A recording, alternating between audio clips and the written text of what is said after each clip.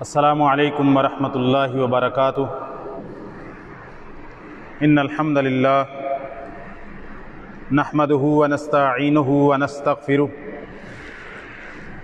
ونعوذ باللہ من شرور انفسنا ومن سیئات اعمالنا من یہدہ اللہ فلا مضل لہ ومن یضلل فلا ہادی لہ واشهد ان لا الہ الا اللہ وحدہ لا شریک لہ واشهد ان محمدا عبدہ ورسولہ صلی اللہ علیہ وسلم۔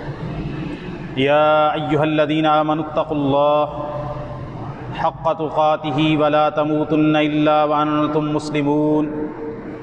یا ایہا الناس اتقوا ربکم الذی خلقکم من نفس واحدہ وخلق منها زوجها وبث منهما رجالا كثيرا ونساء واتقوا الله الذي تساءلون به والأرحام إن الله كان عليكم رقيبا۔ يا أيها الذين آمنوا اتقوا الله وقولوا قولا سديدا يصلح لكم أعمالكم ويغفر لكم ذنوبكم ومن يطع الله ورسوله فقد فاز فوزا عظيما۔ وقال جل وعلا في موضع آخر بسم الله الرحمن الرحيم والفجر وليال عشر والشفع والوتر۔ وقال الله تعالى في مقام آخر ليشهدوا منافع لهم ويذكروا اسم الله في أيام على ما رزقهم من بهيمة الأنعام ليشهدوا منافع لهم ويذكروا اسم الله في أيام معلومات على ما رزقهم من بهيمة الأنعام فكلوا منها وأطعموا البائس والفقير۔ وقال الله تعالى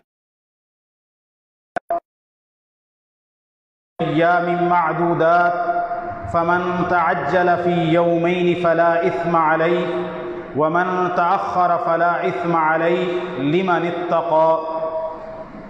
أما بعد فإن خير الحديث كتاب الله وخير الهدي هدي محمد صلى الله عليه وسلم وشر الأمور محدثاتها وكل محدثة بدعة وكل بدعة ضلالة وكل ضلالة في النار۔ کی حمد و ثنا اکیلے اللہ رب العالمین کے لیے ہے جو کہ کل کائنات اور لاکھوں کروڑوں درود و سلام ہوں اس ہستی اقدس و مقدس پر کہ جن کا نام نامی اسم گرامی محمد الرسول اللہ صلی اللہ علیہ وسلم ہے۔ گزشتہ خطبہ میں نے آپ کے سامنے یہ بات رکھی تھی کہ انشاءاللہ آئندہ خطبات میں عید قربان کے حوالے سے، قربانی کے مسائل کے حوالے سے بات ہوگی۔ سب سے پہلی بات، اللہ تعالیٰ نے قرآن مجید کے اندر سورہ الفجر میں 10 راتوں کی قسم کھائی ہے۔ والفجر ولیال عشر، قسم ہے فجر کے وقت کی اور قسم ہے 10 راتوں کی۔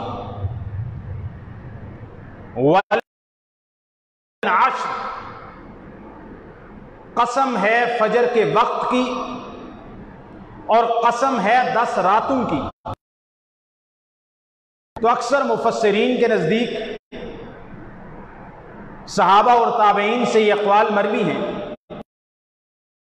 کہ جن 10 راتوں کی سورہ الفجر کے شروع میں قسم کھائی گئی ہے، یہ 10 راتیں ذو الحجہ کے پہلے 10 ایام، پہلی 10 راتیں ہیں۔ ذو الحجہ کا مہینہ بہت زیادہ اس کے فضائل ہیں، بہت بڑی عبادات کا مہینہ ہے، اور اسی طرح اللہ تعالیٰ نے قرآن مجید کے اندر بھی ان ایام کا ذکر کیا ہے۔ لِيَشْهَدُوا مَنَافِعَ لَهُمْ تاکہ وہ لوگ اپنے فوائد کو حاضر ہوں، وَيَذْكُرُ اسْمَ اللَّهِ، اور وہ اللہ کا نام ذکر کریں، فی ایام معلومات، معلوم مقرر دنوں میں، عَلَى مَا رَزَقَهُم مِّن بَهِیمَةِ الْأَنْعَامِ، ان جانوروں پر، چوپایوں پر، ان گھریلو پالتو چوپایوں پر جو اللہ تعالیٰ نے انہیں عطا کر رکھے ہیں، اس میں سے خود بھی کھاؤ اور تنگ دست اور فقیر کو بھی اس میں سے دو۔ سورہ البقرہ آیت نمبر 203 کے اندر اللہ تعالیٰ نے ارشاد فرمایا وَاذْكُرُوا اللَّهَ فِي أَيَّامٍ مَّعْدُودَاتٍ، مقرر معدود گنتی کے دنوں کے اندر اللہ تعالیٰ کا ذکر کرو۔ ان معدود دنوں سے مراد ایام تشریق ہیں۔ اور اسی طرح نبی کریم صلی اللہ علیہ وسلم سے یہ بات مروی ہے، صحیح بخاری کے اندر حدیث آتی ہے، صحیح بخاری کے اندر 969 نمبر ہے، سیدنا عبداللہ ابن عباس رضی اللہ تعالی عنہما نبی صلی اللہ علیہ وسلم سے ان 10 دنوں کی فضیلت بیان کرتے ہیں کہ نبی پاک صلی اللہ علیہ وسلم نے فرمایا مل عمل فی ایام العشر، مل عمل فی ایام العشر افضل من العمل فی ہذہ، کوئی عمل 10 دنوں کے اندر، عام 10 دنوں کے اندر کیے جانے والا کوئی عمل ان 10 دنوں کے اندر کیے جانے والے عمل سے افضل نہیں ہے۔ عام دنوں کے اندر کیا جانے والا کوئی نیکی کا عمل ان 10 دنوں کے اندر کیے جانے والے نیکی کے عمل سے افضل نہیں۔ قالوا ولا الجہاد یا رسول اللہ، صحابہ نے کہا اللہ کے نبی، اللہ کے راستے میں جہاد کرنا بھی افضل نہیں؟ آپ نے فرمایا جہاد کرنا بھی، عام دنوں کا جہاد بھی ان دنوں کے نیکی کے عام اعمال کا بھی مقابلہ نہیں کر سکتا۔ ہاں وہ شخص خرج بنفسہ و مالہ، ایسا شخص کہ جو اپنی جان، اپنا مال سب کچھ لے کے نکلا اور پھر اللہ کے راستے میں شہادت پا گیا، اس کا عمل تو افضل ہو سکتا ہے، باقی عام اعمال باقی دنوں کے ان 10 دنوں کے اعمال سے افضل نہیں ہو سکتے۔ سال بھر کے دنوں میں سے سب سے زیادہ افضل دن نیکی کے اعمال کی افضلیت اور ثواب کے اعتبار سے اگر کوئی ہے تو وہ یہ 10 دن ہیں، ذو الحجہ کے 10 دن۔ اور اسی طرح نبی کریم صلی اللہ علیہ وسلم سے دوسری روایت اس معنی میں سیدنا عبداللہ ابن عمر رضی اللہ تعالی عنہما بیان کرتے ہیں ما من ایام اعظم عند اللہ ولا العمل فیہن احب الى اللہ من هذه الایام فاکثروا فیہا التہلیل والتحمید یعنی ایام العشر۔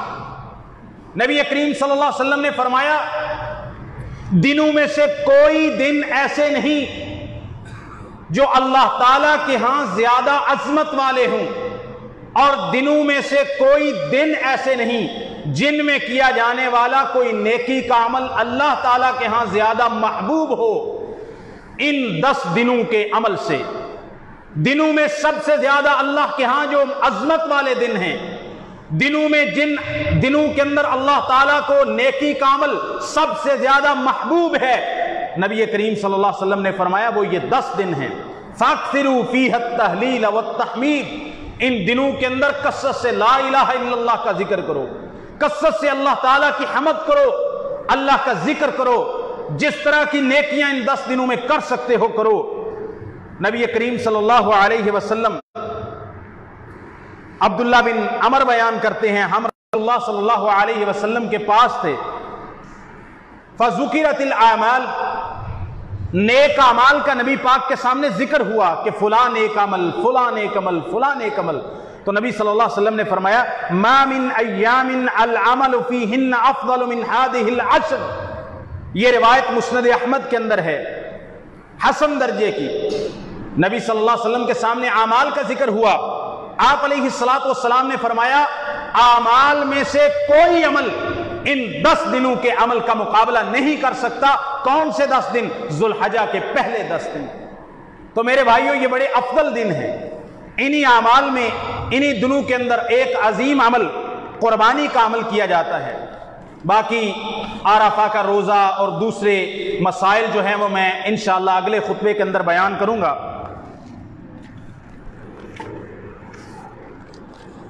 سب سے پہلا مسئلہ قربانی کے مسائل کے تعلق سے کہ قربانی اسلام کے شعائر میں سے ہے۔ قربانی اسلام کے شعائر میں سے ہے، مسلمانوں کا عظیم شعار ہے قربانی۔ اللہ تعالیٰ نے قرآن مجید کے اندر سورہ الکوثر کے اندر ارشاد فرمایا فَصَلِّ لِرَبِّكَ وَانْحَرْ، آپ اپنے رب کے لیے نماز پڑھیں اور قربانی کریں، نحر کریں۔ اور اس سے مراد عبداللہ ابن عباس فرماتے ہیں فَصَلِّ لِرَبِّكَ وَانْحَرْ، آپ نماز پڑھیں اور نحر کریں، اپنے جانور کو نحر کریں۔ اس کا کیا معنی ہے؟ عن ابن عباس ای اذبح یوم النحر، فصلی لربک وانحر کا معنی یعنی 10 ذوالحجہ کو قربانی کے دن آپ اپنے جانور کو اللہ کے راہ کے اندر ذبح کریں۔ برا بن عازب بیان کرتے ہیں نبی کریم صلی اللہ علیہ وسلم نے قربانی کے دن عید الاضحیٰ کے دن فرمایا ان اول ما نبدأ به فی یومنا هذا نصلی ثم نرجع فننحر من فعله فقد اصاب سنتنا وفی روایت واصاب سنت المسلمین۔ صحیح البخاری اور صحیح مسلم کی حدیث ہے، نبی پاک نے فرمایا آج قربانی کے دن، عید الاضحیٰ کے دن ہم سب سے پہلا جو کام کریں گے ہم نماز پڑھیں گے۔ ان اول ما نبدأ به فی یومنا هذا نصلی، سب سے پہلا کام ہم عید الاضحیٰ کے دن کون سا کریں گے؟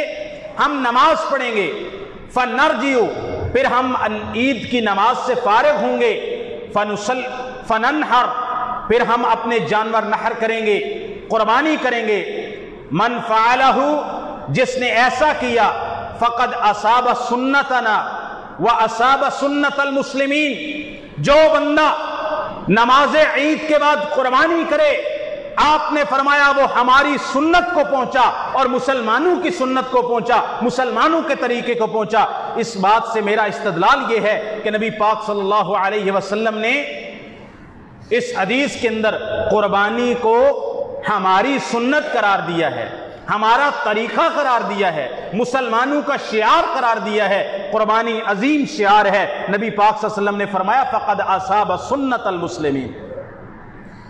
ایک شخص سیدنا عبداللہ ابن عمر رضی اللہ تعالی عنہما سے سوال کرتا ہے قربانی کے بارے میں، اواجبۃ ہی، کیا قربانی کرنا واجب اور فرض ہے؟ سیدنا عبداللہ ابن عمر رضی اللہ تعالی عنہما بیان کرتے ہیں ضحى رسول اللہ صلی اللہ علیہ وسلم نے بھی قربانی کی، والمسلمون، اور مسلمانوں نے بھی قربانی کی۔ فعادها، وہ بندہ پھر سوال کرتا ہے کیا اضحیہ قربانی واجب فرض ہے؟ جس طرح نماز فرض ہے، روزہ فرض ہے رمضان کا، تو کیا قربانی بھی فرض ہے؟ سیدنا عبداللہ ابن عمر فرماتے ہیں اتعقل، کیا تجھے عقل ہے، سمجھ ہے؟ تو نے سوال کیا کیا قربانی واجب ہے؟ اس کا جواب دیا ضحى رسول اللہ والمسلمون، اللہ کے رسول نے بھی قربانی کی اور مسلمانوں نے بھی قربانی کی۔ تو دوبارہ وہی سوال کر رہا ہے کہ واجب ہے، فرض ہے، سنت ہے، نفل ہے، مستحب ہے؟ انہوں نے پھر وہی جواب دیا اتعقل، کیا تجھے سمجھ نہیں؟ میں نے یہ کہا ضحى رسول اللہ والمسلمون، اللہ کے رسول صلی اللہ علیہ وسلم نے بھی قربانی کی اور مسلمان بھی قربانی کرتے ہیں۔ اب صحابہ ان چیزوں میں نہیں پڑھتے تھے۔ ایک بندے نے سوال کیا وطر پڑھنا واجب ہے، یہ فرض ہے، تو شاید سیدنا عبداللہ ابن عمر ہی تھے، انہوں نے کہا اوتر رسول اللہ و اوتر المسلمون، اللہ کے نبی بھی وطر پڑھتے تھے، صحابہ بھی وطر پڑھتے تھے۔ اس نے پھر سوال کیا، کہا اللہ کے نبی نے بھی وطر پڑھا ہے، صحابہ نے بھی وطر پڑھا ہے۔ اس نے پھر سوال کیا، کہا اللہ کے نبی نے بھی وطر پڑھا ہے اور مسلمانوں نے بھی وطر پڑھا ہے۔ فرض واجب کی بات چھوڑ، تو بس جو نبی صلی اللہ علیہ وسلم نے عمل کیا تو اس کو کر گزر ثواب کی نہیں۔ تو قربانی کے بارے میں صحیح اور راجح بات یہ ہے کہ صاحب استطاعت شخص پر قربانی کرنا سنت مؤکدہ ہے اس کے حق میں، سنت مؤکدہ۔ اسی لیے رسول اللہ صلی اللہ علیہ وسلم نے فرمایا فقد اصاب سنتنا، وہ ہماری سنت کو پہنچا۔ عبداللہ ابن عمر نے بھی فرمایا اللہ کے رسول نے بھی قربانی کی، مسلمانوں نے بھی قربانی کی، جمہور اہل علم اسی بات پر ہیں۔ امام ترمذی فرماتے ہیں والعمل على هذا عند اہل العلم ان الاضحیۃ لیست بواجبۃ ولکنها سنۃ من سنن رسول اللہ صلی اللہ علیہ وسلم یستحب ان يعمل بها وهو قول سفیان الثوری وابن المبارک۔ اسی طرح امام ترمذی فرماتے ہیں کہ اہل علم کا اس بات پر اتفاق ہے، یہ عمل ہے کہ قربانی کرنا عید الاضحیٰ کے موقع پر یہ نبی پاک صلی اللہ علیہ وسلم کی سنتوں میں سے ایک سنت ہے، فرض واجب نہیں ہے، اور مستحب ہے کہ بندہ قربانی کے ساتھ ہے۔ امام شافعی کا بھی یہی قول ہے، امام احمد ابن حنبل کا بھی یہی قول ہے، اسحاق ابن راہویہ کا بھی یہی قول ہے، اور امام ابو حنیفہ کے شاگرد قاضی ابو یوسف کا بھی یہی قول ہے، اور تقریباً تمام صحابہ اور تابعین کا یہی قول ہے۔ اور جو نبی صلی اللہ علیہ وسلم سے ایک روایت کی جاتی ہے من کان لہ سعۃ فلم یضحی فلا یقربن مصلانا، جس بندے کے پاس استطاعت ہو اور وہ پھر قربانی نہ کرے، من کان لہ سعۃ فلم یضحی فلا یقربن مصلانا، جس بندے کے پاس استطاعت ہو پھر بھی وہ عید الاضحیٰ پر قربانی نہ کرے، تو نبی پاک نے فرمایا وہ ہماری عیدگاہ کے قریب نہ آئے۔ تو وہ یہ روایت ہے، وہ روایت ثابت نہیں ہے، اس کے اندر عبداللہ بن عیاش القطبانی راوی ضعیف ہیں، اور محدثین نے، امام ابو داود نے، امام نسائی نے، ابو حاتم الرازی نے اور دوسرے محدثین نے اس راوی کو ضعیف لکھا ہے، ناقابل اعتبار ہے، لہذا وہ جو قربانی نہ کرے، عیدگاہ میں نہ آئے، وہ روایت ثابت نہیں ہے۔ دوسرا مسئلہ قربانی کی، پہلا مسئلہ کیا بیان کیا کہ قربانی کرنا نبی پاک کی سنت ہے، قربانی کرنا واجب یا فرض نہیں ہے، مستحب ہے، سنت ہے، اس کو ترک نہیں کرنا چاہیے۔ دوسرا مسئلہ قربانی کے تعلق سے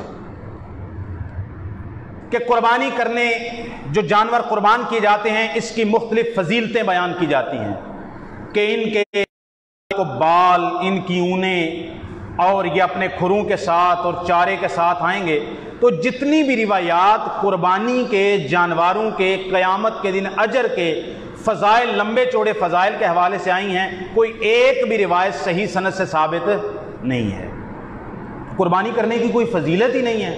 بھائی اللہ تعالیٰ نے کہا فصل لربک وانحر، قربانی کر، فضیلت پیچھے رہ گئی، اللہ حکم دے رہے ہیں۔ نبی پاک صلی اللہ علیہ وسلم نے ساری عمر قربانی کی، فضیلت پیچھے رہ گئی۔ صحابہ، تابعین، تبع تابعین، امت نے اس کو شعار بنایا، تو بھائی فضیلت اسی میں فضیلت ہے کہ نبی پاک صلی اللہ علیہ وسلم نے یہ عمل کیا ہے۔ فضیلت اب کوئی بندہ کہے کہ جو بندہ فجر کی نماز پڑھے نا تو اس بندے کو جنت میں اتنا اتنا اجر ملتا ہے، تو ہم کیا کہیں گے کہ فجر کی نماز کی کوئی فضیلت نہیں ہے، ہم کہیں گے یہ جو فضیلت اس بندے نے بیان کی یہ سنت سے ثابت نہیں ہے۔ تو میرا کہنے کا مقصد یہ تھا قربانی اور قربانی کے جانور، اس کے حوالے سے جو روایات آتی ہیں اتنا اجر ملے گا، اتنا اجر ملے گا، اتنا اجر ملے گا، ان میں سے کوئی بھی روایت نبی صلی اللہ علیہ وسلم سے ثابت نہیں ہے۔ قربانی سنت ہے، اللہ کا حکم ہے، شعار ہے، اور اس کو کرنے والے کو انشاءاللہ ڈھیروں اجر ملے گا، اور یہ ذوالحجہ کے 10 ایام کے اعمال میں سے افضل ترین اعمال میں سے ایک عمل ہے۔ تیسرا مسئلہ، جو بندہ قربانی کرنا چاہے اس پر کچھ پابندیاں ہیں۔ اس پر یہ پابندی ہے کہ جس بندے کا قربانی کرنے کا ارادہ ہے، جب ذوالحجہ کا چاند طلوع ہو جائے تو پھر وہ قربانی کرنے کا ارادہ رکھتا ہو تو وہ اپنی قربانی ذبح کرنے تک وہ اپنے بال، ناخن جسم کے نہیں کاٹ سکتا، کسی بھی طرح کے بال اور ناخن نہیں کاٹ سکتا۔ نبی کریم صلی اللہ علیہ وسلم سے یہ حدیث ہے، سیدہ ام سلمہ رضی اللہ تعالی عنہ بیان کرتی ہیں ان النبی صلی اللہ علیہ وسلم قال اذا دخلت العشر واراد احدكم ان يضحي فلا يمس من شعره وبشره شيئا وفي لفظ فلا يأخذن شعرا ولا يقلمن ظفرا. یہ صحیح مسلم کے اندر 1977 نمبر روایت ہے. سیدہ ام سلمہ بیان کرتی ہیں نبی پاک نے فرمایا جب ذوالحجہ کا چاند طلوع ہو جائے اور تم میں سے کوئی قربانی کرنے کا ارادہ رکھتا ہو بس وہ نہ اپنے بال کاٹے گا نہ اپنے ناخن کاٹے گا، کسی بھی طرح کے بال. قربانی کا ارادہ کرنے والا ذوالحجہ کا چاند طلوع ہونے کے بعد بال ناخن ہر طرح کی حجامت بنوانے سے رک جائے گا. اب یہ دوبارہ کاٹنے کب ہیں؟ عید دی نماز پڑھ کے سب تو پہلا کام کیا کرنے ہیں؟ شیو کروانے ہیں. قربانی پتہ نہیں کل کرنی ہے پرسوں کرنی ہے. وہ شیو کروان دی ذرا پپو بچہ بننا ہوتا ہے نا. بھائی قربانی جب تک آپ کی قربانی ذبح نہیں ہو جاتی، چاہے آپ پہلے دن کر رہے ہیں، چاہے دوسرے دن کر رہے ہیں، چاہے تیسرے دن کر رہے ہیں، چاہے چوتھے دن کر رہے ہیں، جب تک آپ کی قربانی ذبح نہیں ہو جاتی تب تک آپ اپنے بال اور ناخن نہیں کاٹ سکتے. اس کے لیے میں رسول اللہ صلی اللہ علیہ وسلم سے حدیث بیان کر رہا ہوں. دوسری حدیث سیدہ ام سلمہ ہی راوی ہیں لیکن ان میں ایک الفاظ کا اضافہ ہے جو آپ کے مسئلے کو حل کر دے گا. نبی پاک نے فرمایا فَإِذَا أُحِلَّ هِلَالُ ذِي الْحِجَّةِ جب ذوالحجہ کا چاند طلوع ہو جائے فَلَا يَأْخُذَنَّ مِنْ شَعْرِهِ وَلَا مِنْ أَظْفَارِهِ شَيْئًا تو کوئی بندہ جو قربانی کا ارادہ کرتا ہے وہ اپنے نہ بال کاٹے گا نہ ناخن کاٹے گا. کب تک؟ حَتَّى يُضَحِّيَ جب تک وہ اپنی قربانی نہیں کر لیتا، جب تک قربانی نہیں کر لیتا. تو قربانی آپ جب قربانی پہلے دن کر رہے ہیں، پچھلے ٹائم میں کر رہے ہیں، دوسرے دن کر رہے ہیں، تیسرے دن کر رہے ہیں، چوتھے دن کر رہے ہیں، جب آپ کی قربانی ذبح ہو جائے گی اس کے بعد آپ بال ناخن کاٹ سکتے ہیں. حتی یضحی جب قربانی ذبح کر لے، جب قربانی اس کی ہو جائے. چوتھا مسئلہ،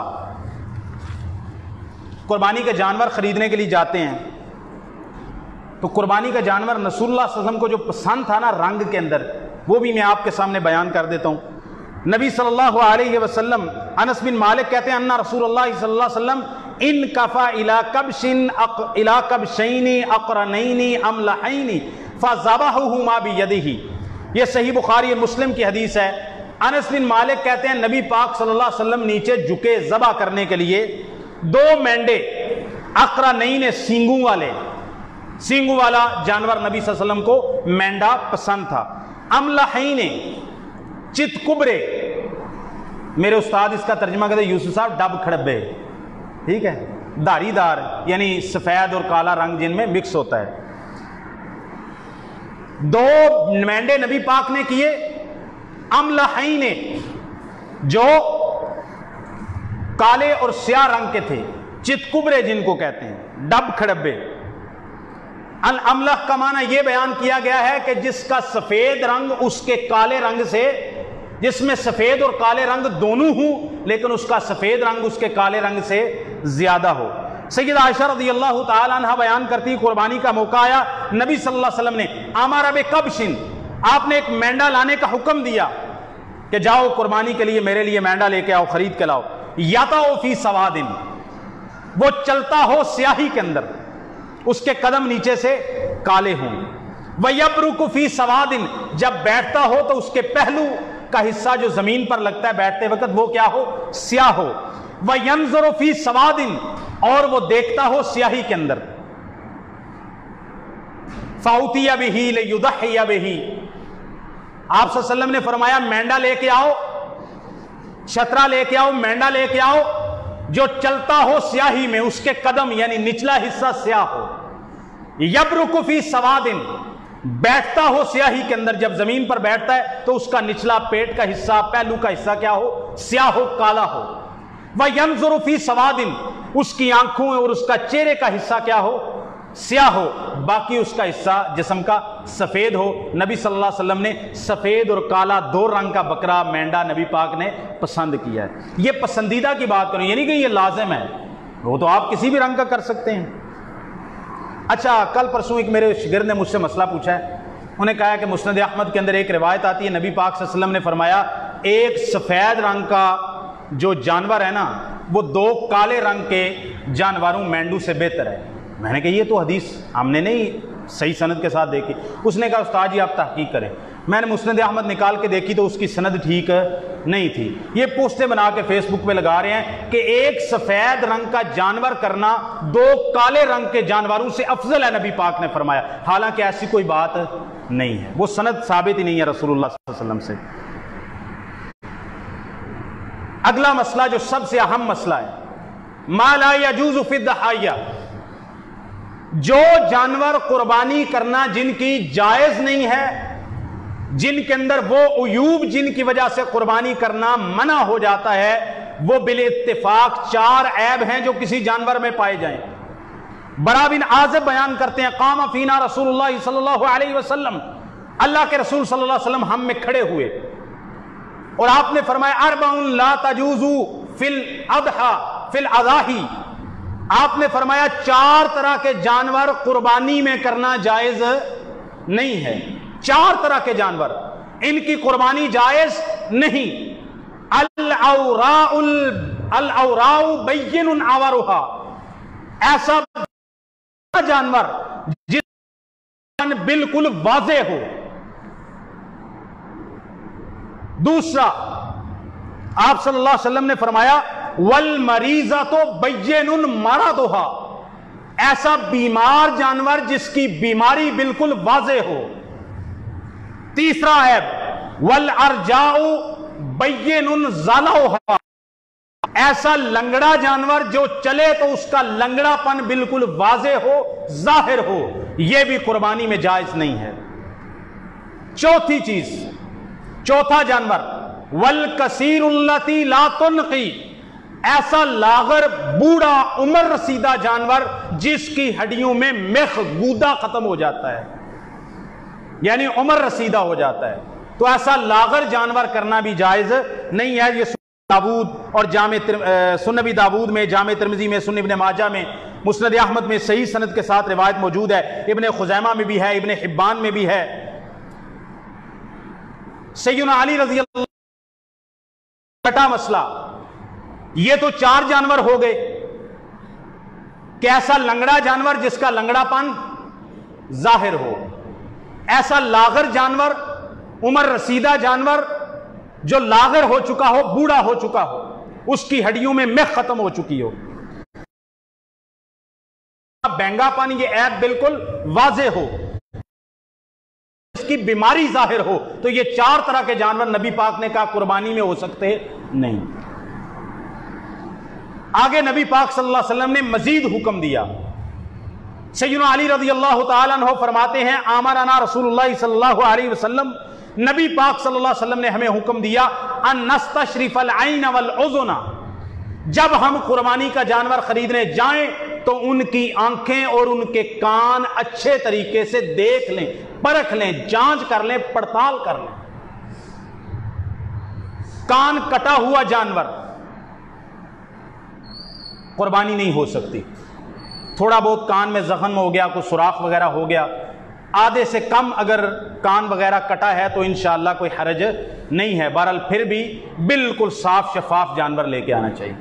لیکن کسی جانور کا کان آدھا یا آدھے سے زیادہ یا مکمل کٹا ہے تو وہ کتنا ہی خوبصورت کیوں نہ ہو، وہ قربانی میں لگ سکتا نہیں. آنکھ کسی کی بینائی نہیں ہے، ایک آنکھ اس کی ضائع ہو گئی ہے، بینگا ہے، کانا ہے وہ جانور، تو آپ اس جانور کو بھی قربانی کے طور پر نہیں دے سکتے، اگرچہ وہ دیکھنے میں کتنا خوبصورت ہو، چاہے دوندا ہو چاہے چوگا ہو، نہیں دے سکتے. اسی طرح نبی کریم صلی اللہ علیہ وسلم نے، سیدنا علی فرماتے ہیں نہا رسول اللہ صلی اللہ علیہ وسلم ان یضحی بعذب القرن، نبی پاک نے سینگ ٹوٹا جانور کرنے سے بھی منع کیا ہے. سینگ ٹوٹا ہوا جانور، جس کا سینگ ہے ہی نہیں تو کوئی حرج نہیں، جس کا سینگ ہے لیکن ٹوٹ گیا ہے، کتنا ٹوٹ گیا ہو. سعید بن المسیب عظیم تابعی ہے، وہ فرماتے ہیں العذب، سینگ ٹوٹا ہوا جانور یا العذب اس کو کہتے ہیں، النصف وما اکثر، آدھا یا آدھے سے زیادہ سینگ ٹوٹا ہو تو اس کو عزب کہیں گے، آزب کہیں گے۔ لہٰذا اگر تھوڑا بہت لڑتے ہوئے جانور آپس میں سینگ انہوں پنجابی کی کہنے پھر گیا ہے تو کوئی حرج نہیں ہے انشاءاللہ۔ سعید بن المسیب کی اس وضاحت کے بعد قربانی میں کھیرا جانور ہو جاتا ہے، پہلے کھیرا دساں گا بعد دوندا دساں گا نا، پہلے کھیرے کا مسئلہ۔ قربانی میں بیڑ کی نسل سے کھیرا جانور مطلق طور پر جائز ہے، چاہے دوندا ملے چاہے نہ ملے۔ بیڑ کی نسل سے اون والے جتنے جانور ہیں، اون کی نسل ہے جو، بیڑ کی نسل سے کھیرا جانور جس کی عمر امام نووی کہتے ہیں اہل لغت کا اتفاق ہے کہ بیڑ کی نسل میں سے کھیرا اس کو کہتے ہیں جس کی عمر کم از کم 1 سال ہو چکی ہو، بعض نے 6 مہینے بھی لکھی ہے، 1 سال بارہ۔ تو نبی پاک صلی اللہ علیہ وسلم نے فرمایا، عقبہ بن عامر فرماتے ہیں ضحینا مع رسول اللہ صلی اللہ علیہ وسلم بجازع من الضان، ہم نے نبی پاک صلی اللہ علیہ وسلم کے ساتھ قربانی میں بیڑ کی نسل کا کھیرا جانور قربان کیا، 1 سال جس کی عمر، جزا ہو جاتا ہے۔ نبی کریم صلی اللہ علیہ وسلم سے عقبہ بن عامر کہتے ہیں میں نے پوچھا بیڑ کی نسل کے جزا کے بارے میں، کھیرے کے بارے میں، آپ نے فرمایا ذح بہی فلا باس بہی، جا بیڑ کی نسل کا تو کھیرا کر لے، اس میں کوئی حرج نہیں ہے۔ اب آ جاتے ہیں جی، نبی پاک صلی اللہ علیہ وسلم نے فرمایا ان الجزاء یوفی ما یوفی منہ السنی، بیڑ کی نسل کا کھیرا جانور وہی کام کرتا ہے جو عام جانوروں سے دوندا کام کرتا ہے۔ نبی پاک صلی اللہ علیہ وسلم اب بکری کی نسل سے، گائے کی نسل سے، اونٹ کی نسل سے کسی بھی صورت کے اندر کھیرا جانور نہیں ہو سکتا، چاہے آپ کہیں کہ اس کی عمر 3 سال ہو گئی ہے بکری گائے کی۔ ایک صحابی نبی پاک کے پاس آئے، انہوں نے کہا اللہ کے نبی صلی اللہ علیہ وسلم میں نے عید کی نماز سے پہلے قربانی کر لی، آپ نے فرمایا تیری بکری تو گوشت کی بکری ہے، قربانی کی نہیں ہے، پھر کیا کروں؟ اللہ کے نبی ایک پٹھوری ہے اناق و لابانن، ایک پٹھوری ہے بکری ابھی دوندی نہیں ہوئی، تو کیا اس کو کر لوں؟ آپ نے فرمایا جا تو بکری کی اس پٹھوری کو کر لے، وَلَن تَصْلُحَ لِأَحَدٍ بَعْدَكَ، یہ تیرے لیے، عقبہ بن عامر کے خالو کو کہا یہ تیرے لیے تو برا بن عازب کے خالو کو، ماموں کو کہا یہ تیرے لیے تو جائز ہے، تیرے بعد کسی کے لیے بکری کی نسل کا کھیرا کرنا جائز نہیں ہوگا۔ یہ نبی پاک کا فرمان ہے اور یہ صحیح بخاری اور مسلم کی حدیث ہے۔ اگلا مسئلہ دوندا جانور، قربانی کے اندر بیڑ کی نسل کو چھوڑ کر باقی کوئی بھی نسل، اونٹ ہو، گائے ہو، بکری ہو، لازمی طور پر شرط ہے، عمر کی کوئی قید نہیں ہے، دوندا ہونا، مسنہ ہونا شرط ہے، چاہے آپ نے گھر میں پالا ہو، چاہے اس کی عمریں گنی ہوں، چاہے اس کے مہینے اور سال اور ہفتے گنے ہوں، جب تک اس کے دودھ کے دانت گریں گے نہیں تب تک وہ قربانی کے لیے جائز نہیں ہے۔ نبی پاک صلی اللہ علیہ وسلم نے فرمایا، صحیح مسلم کی حدیث ہے، لا تذبحوا الا مسنہ الا ان یعصر علیکم فتذبحوا جذعۃ من الضان، صحیح مسلم، آپ نے فرمایا تم نہ قربان کرو مگر دوندا جانور، لا تذبحوا الا مسنہ، نہ تم ذبح کرو مگر دوندا جانور، الا ان یعصر علیکم، ہاں اگر تم پر تنگی ہو جائے، اگر تم پر تنگی ہو جائے، یعنی مارکیٹ میں دوندا جانور دستیاب نہیں ہے، یا پھر مارکیٹ میں دوندا جانور کے تو ڈھیر لگے ہوئے ہیں لیکن بندے کی قوت خرید دوندے جانور کی نہیں ہے، دوندا جانور مہنگا ہوتا ہے۔ آپ نے فرمایا دوندا جانور کرو، دوندا جانور کے بغیر قربانی میں نہ کرو، اگر اسر ہو جائے، تنگی ہو جائے، خرید کے بندہ قابل نہ رہے، یا جانور مارکیٹ میں دستیاب نہ ہو دوندا، پھر کون سا کھیرا کرنا ہے؟ ذرا میرے حال دھیان کرو نا، کون سا کھیرا کرنا ہے؟ آپ نے فرمایا فَتَذْبَحُوا جَذَعَةً مِّنَ الضَّانِ، اگر تنگی ہو جائے تو پھر بھیڑ کی نسل کا کھیرا کر لو، بھیڑ کی نسل کا۔ اب دوندا جانور نہ ملے تو کھیری بکری ہو سکتی، کھیرا بیل ہو سکتا، کھیرا اونٹ ہو سکتا نہیں، اگر جانور دوندا نہ ملے تو پھر بھی اگر جس نسل میں سے کھیرا ہو سکتا ہے 1 سال کا، وہ بھیڑ کی نسل کا ہے۔ باقی انشاءاللہ ابھی ہمارے پاس 13-14 دن ہیں، تو میں انشاءاللہ باقی قربانی کے مسائل انشاءاللہ اگلے خطبات کے اندر بیان کروں گا۔ اللہ تعالی ہمیں عمل کی توفیق عطا فرمائے۔